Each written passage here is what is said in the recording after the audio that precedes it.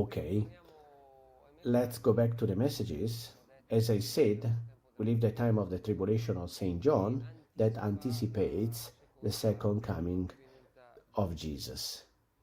In Tribulation 17, it is written that the city of the seven hills, therefore Rome, will be burned with fire, so militarily attacked. And we live the time of the Antichrist, therefore mainly Christians will be targeted. In fact, I've downloaded from YouTube dozens of videos where you can see Islamic extremists who threaten to conquer Rome. And the prophecy of the Islamic tradition speaks about the Battle of Dabiq in Syria, and after this battle, the Islamic communities will arrive to Rome for the victory and the definitive conquest. Therefore, the priest is consecrated. The church are right in the center of the viewfinder, and I read these messages. 2003. Your beautiful Italy will be torn apart, also Rome. 2012. My priests will suffer persecution, and you will have, in my name, help them, protect them, heal them and hide them, even hide them, when time will come. This message is really strong, enormous, has a great importance. So the real priests who will remain faithful to their mission will no longer be able to enter into the church to celebrate the Eucharist, to celebrate the Mass. They will have to be guarded, even hidden. They will not be able to go out freely. So I ask you, what kind of relationship do you have with the church? Have you tried spreading these messages to them? Well, Jesus 15 years ago already was saying, get ready because the times are those. It will come times when the priests, you have to protect them. In the cellars, you have to protect them underground because they will no longer be able to celebrate Mass. I will always be with you and should not worry about this, but you will leave these times. He told us several times this. Sometimes he repeats it. With many priests, maybe we can no longer communicate much, but with those who actually listen to us, and also them that say, yes, I feel that these times are coming, but unfortunately, we are not ready. They have tried to help you spreading these messages. There was one of them. Yes, someone indeed. There is a priest who, when we made the first cenacle, a friend of mine said, what? Are we praying this way? Well, it is the Heavenly Mother who said so to me. Yes, but let's invite a priest. And she brings me this priest. We pray the rosary. And at the end, he tells me, how do you want to call this cenacle? What are you saying? And then she said, oh, no, wait. Jesus and the Heavenly Mother told me, you are my cenacle. You will be my cenacle. Here it is what they meant. And certainly, so we'll call it of Jesus and Mary Immaculate. So here is our cenacle. Hear what the Heavenly Mother and Jesus say. We should not be afraid of anything nor anyone, because death is not death. They will come back. We will see them how they are. We will have the joy in our heart. There is no fear waiting for these times. It is only joy. It's only joy. I'm not afraid of anything and anyone, not even of the times we are going through. I always say, are you making a serum? Yes, I did 74 years ago. Because my baptism is stronger than your serum. I respond to everyone like this. Maybe in some cases they have prevented you from spreading the messages, or they invited you to spread these messages. No, they never prevented me, I tell you the truth, not even the priests. There is someone who believed more, some other less, but they always had here. My spiritual father was a priest of Saint Mattia. He followed me for many years. Very good man. Then it was me who said, look, we all come to you. It's okay, but maybe now it's good if I search for somebody else. That is, then another priest came to my house many years ago. He opened the synagogue almost 20 years ago. And 2 years ago, another friend, she brings me back this priest. And I say, what are you doing here? Well, I got invited.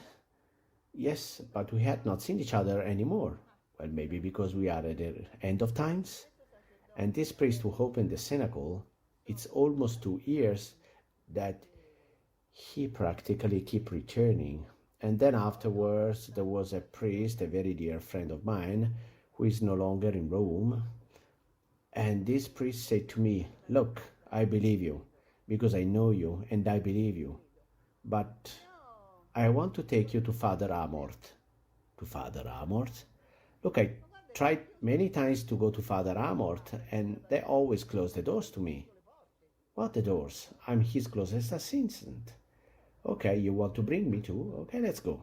He brings me to Father Amorth, and he arranged me an armchair to me. I say, no, you sit on the armchair, I sit on the chair. And he said, no, you just sit there. So I sat down, and he commenced asking me questions. But it was like he already knew the responses. Practically, it was as if he already knew the things that were happening to me. It's an incredible thing that happened with Father Amorth. And then we met other times.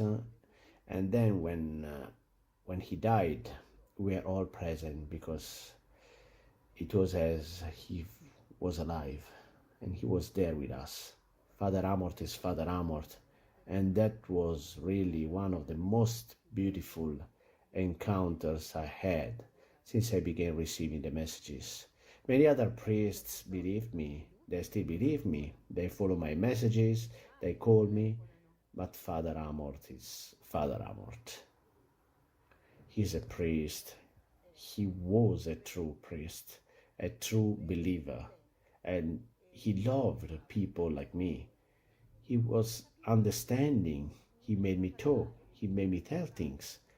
And then at the end, he told me, listen, everything you're telling me is true. I believe it.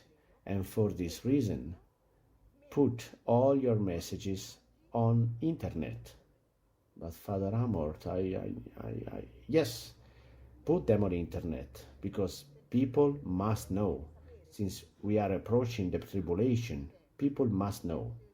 With these messages, you will help many people. Okay, then I will put them on, because you tell me, but without my name. Okay, the way you want. We put these messages, and then after maybe a few years, Jesus tells me, hey, no, dear, now you take your responsibilities and you put your name. Jesus, but why you tell me so? I'm nobody. Just for that, put your name. I did it for obedience.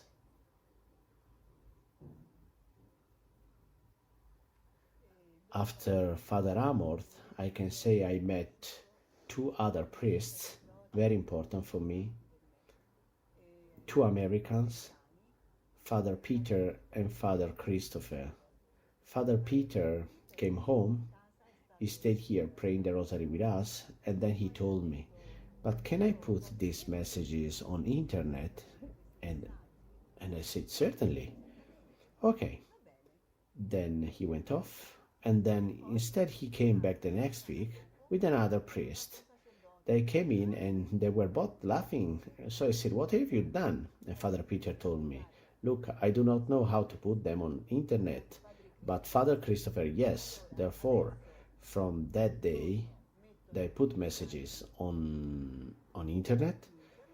They translate them into English, and our messages arrive to America through them.